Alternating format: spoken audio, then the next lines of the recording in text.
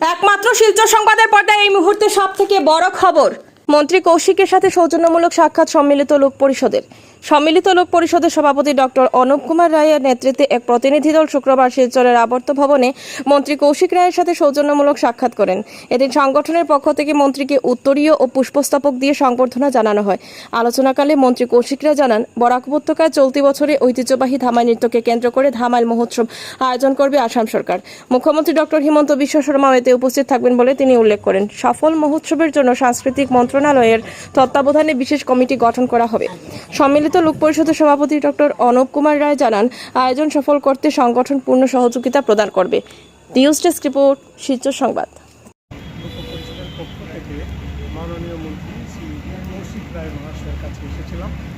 ওনাকে আমাদের সংস্থার সম্মানিত চিফ প্যাট্রন হিসাবে আমন্ত্রণ করার জন্য উনি খুব ভালোভাবেই নিয়েছেন এবং ওনার মতামত দিতে গিয়ে উনি বলছেন যে ভবিষ্যতে উনি আমাদের সঙ্গে থাকবেন। এতেই আমরা আনন্দিত। ওনার মতো একজন মহান ব্যক্তিত্বকে আমাদের চিফ প্যাট্রন হিসেবে পেয়েছি।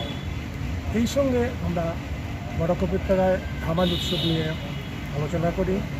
উনি আমাদেরকে জানান যে খুব সত্তরই আসাম সরকারের পক্ষ থেকে এক বৃহৎ আকারের ধামাইল উৎসব এই অঞ্চলে অনুষ্ঠিত হবে। মুখ্যমন্ত্রী মহাশয় হয়তো এই অনুষ্ঠানের উদ্বোধন করবেন এবং তা এবছরের মধ্যেই হবে। আমরা আমাদের পক্ষ থেকে আমাদের সাহায্যের কোনো দরকার থাকতে জানাতে বললে উনি বললেন নিশ্চয়ই উনি আমাদেরকে ডাকবেন এবং এই বৃহৎ আকারে যাতে এই উৎসবটি সাফল্যমণ্ডিত হয় সবার সাহায্য নিয়ে উনি এগিয়ে চলবেন। ওনার সঙ্গে সাক্ষাৎ করে সত্যি আনন্দিত। আমাদের সঙ্গে আমাদের সহকর্মী হিসাবে আমাদের যারা আছেন তারা সবাই আজকে আনন্দিত যে মন্ত্রী মহাশয় আমাদের চিফ প্যাট্রন হিসাবে নিজের সম্মতি প্রদান করেছেন।